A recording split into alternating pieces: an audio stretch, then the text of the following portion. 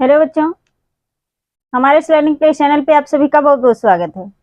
बच्चों, हम लोग पढ़ रहे हैं भूगोल। पिछले क्लास में हमने पढ़ा था ज्वालामुखी। तो ज्वालामुखी की 4 क्लासें हो चुकी हैं। आप लोग उसको जाकर के देख लीजिए और नोट बनाते चलिए।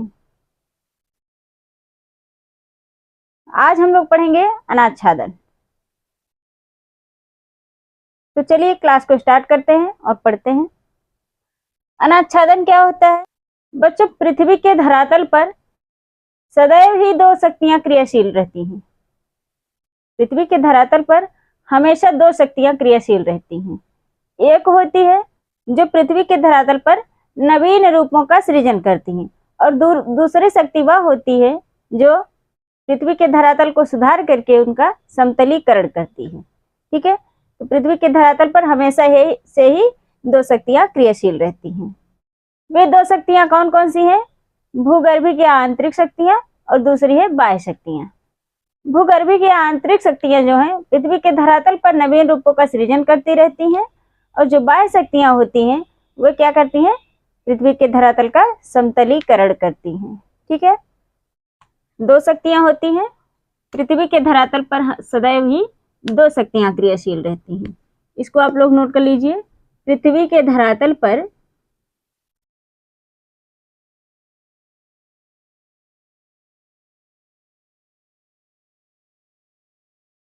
सदैव ही 2 शक्तियां क्रियाशील रहती हैं। सदैव ही 2 शक्तियां क्रियाशील रहती हैं।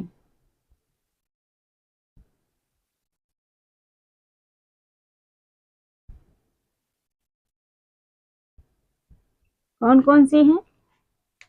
इसमें पहला है भूगर्भिक या आंतरिक शक्तियां। भूगर्भिक या आंतरिक शक्तियां।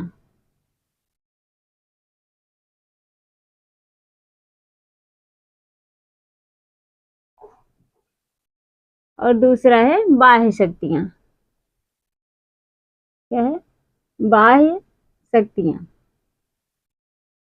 भूगर्भिक या आंतरिक शक्तियों का कार्य होता है पृथ्वी के धरातल पर नवीन रूपों का सृजन करना, और बाह्य शक्तियों का कार्य होता है कि उन नवीन रूपों का जो सृजन हुआ होता है, जो आंतरिक शक्तियां नवीन रूपों का सृजन करती हैं, उन्हीं नवीन रूपों को बाह्य शक्तियां जो हैं सुधार करके उनमें समतलीकरण करती हैं, अथवा उन्हें पुनः समतल करके संतुलित करने का प्रयास करती हैं।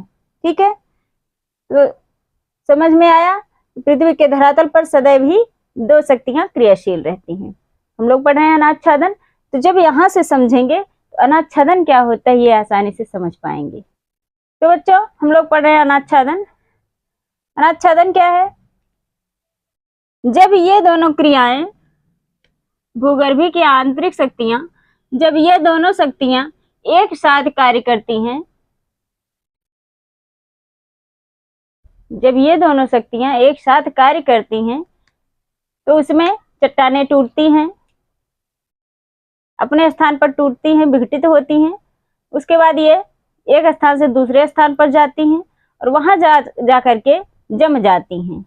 ठीक है, तो ये क्रियाएं जो चलती रहती हैं इसे ही क्या कहा जाता है? अनाच्छादन कहा जाता है। ठीक है,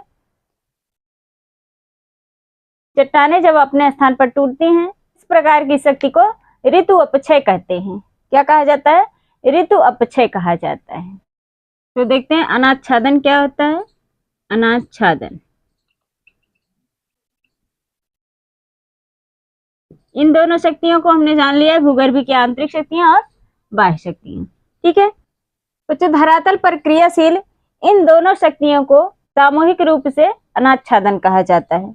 ये इन्हीं दोनों शक्तियों को अपक्षय और अपर्दन भी कहा जाता है। ठीक है, ऋतु अपक्षय और अपर्दन कहा जाता है।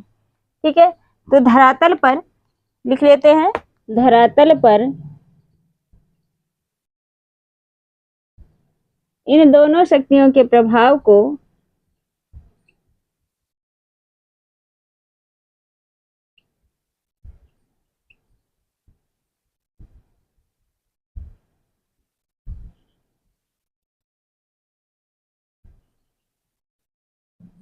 ऋतु अपक्षय और अपर्दन।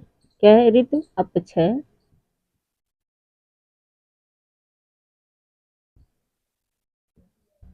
अपर्दन।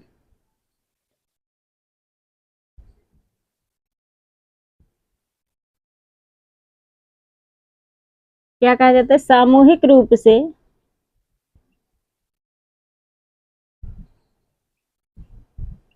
अनाच्छादन कहा जाता है। क्या कहा जाता है? अनाच्छादन कहा जाता है,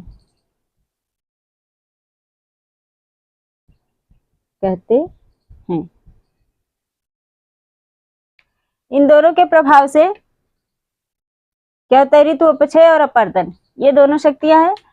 इसे भूगर्भ की आंतरिक शक्तियां, बाह्य शक्तियां कहा जाता है।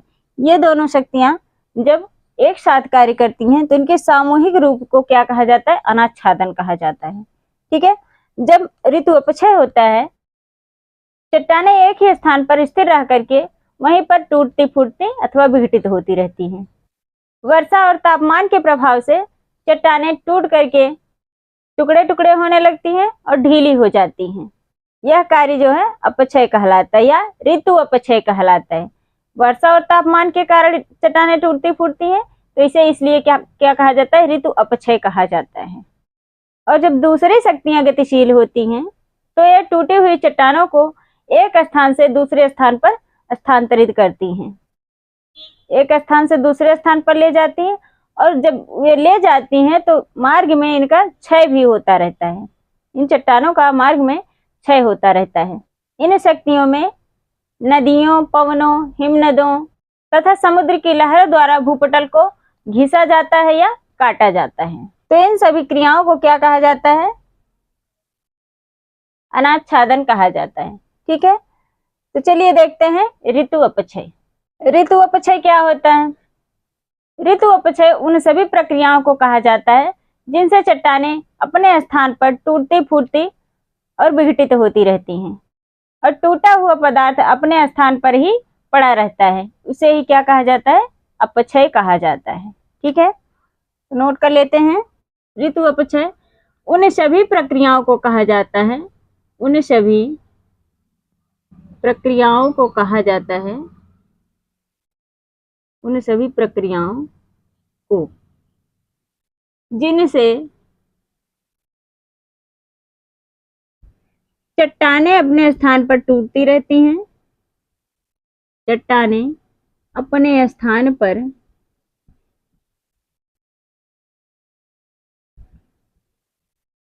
टूटती रहती हैं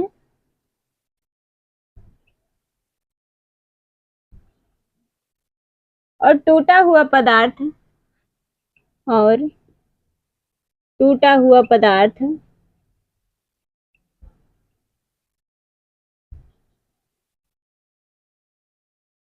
अपने मूल स्थान पर ही पड़ा रहता है, अपने मूल स्थान पर ही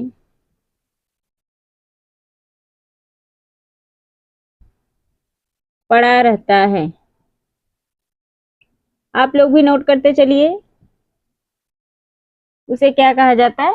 ऋतु अपक्षय या अपक्षय कहा जाता है। ठीक है। हिंडस के अनुसार अगली परिभाषा है, हिंडस के अनुसार ऋतु अपक्षय देखते हैं। हिंडस के अनुसार, हिंडस के अनुसार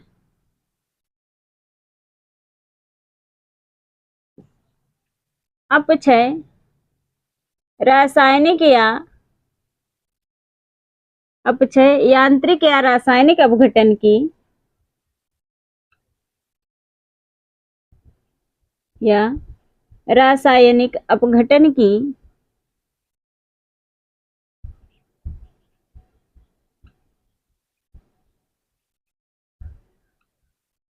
वह क्रिया है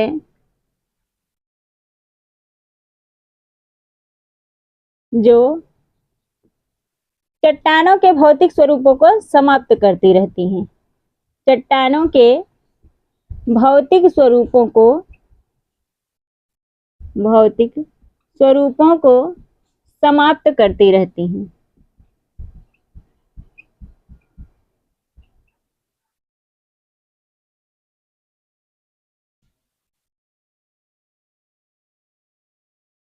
ठीक है। तो समझ में आया होगा।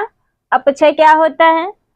अपक्षय उन सभी प्रक्रियाओं को जिनसे चट्टानें अपने स्थान पर टूटती रहती हैं और टूटा हुआ पदार्थ जो अपने मूल स्थान पर ही पड़ा रहता है। ठीक है, इंडस के अनुसार अपक्षय यांत्रिक या रासायनिक अपघटन की वह क्रिया है जो चट्टानों के भौतिक स्वरूपों को समाप्त करती रहती है। ठीक है, चलिए देखते हैं अपक्षय के प्रकार।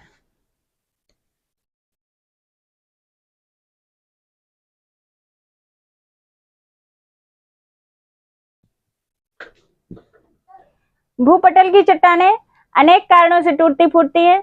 वर्षा, तापमान, दाब, रासायनिक कारकों, जीव जंतु और वनस्पतियों जैसे महत्वपूर्ण कारकों का योगदान होता है। इस आधार पर अपक्षय 3 प्रकार के होते हैं। ठीक है, इन सभी कारणों के आधार पर अपक्षय 3 प्रकार का होता है। कौन कौन सा? पहला है भौतिक अथवा यांत्रिक अपक्षय। भौतिक अथवा यांत्रिक अपक्षय।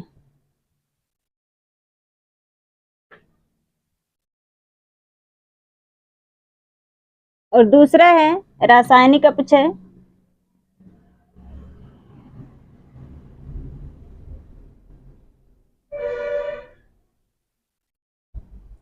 तीसरा है जैविक अपक्षय।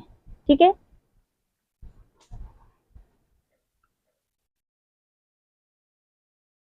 भौतिक अथवा यांत्रिक अपक्षय में जैसे ताप हो गया, पाला हो गया, वर्षा हो गया, इन सभी कारणों से क्या होता है? चट्टानों का विघटन होता है। रासायनिक अपक्षय में ऑक्सीकरण, कार्बोनीकरण, जल योजन, इन सब कारणों से चट्टानें टूटती फूटती हैं। ठीक है, अगला है जैविक अपक्षय। जब जीव जंतु, वनस्पति या मानव द्वारा चट्टानों का विघटन किया जाता है तो उसे जैविक अपक्षय कहा जाता है। ठीक है, तो बच्चों समझ में आया होगा अपक्षय। नेक्स्ट क्लास में हम लोग पढ़ेंगे अपर्दन और निक्षेपण। ठीक है, आज के लिए इतना ही। इसको नोट करते चलिए और अपने दोस्तों को भी शेयर करिए ताकि वो लोग भी आपके साथ साथ पढ़ सकें। क्लास कैसी लगी कमेंट करके जरूर बताएं। अगर अच्छी लगे तो इसे लाइक करें, शेयर करें और चैनल को सब्सक्राइब करें। तो आज के लिए इतना ही, मिलते हैं नेक्स्ट क्लास में, इसके आगे पढ़ेंगे।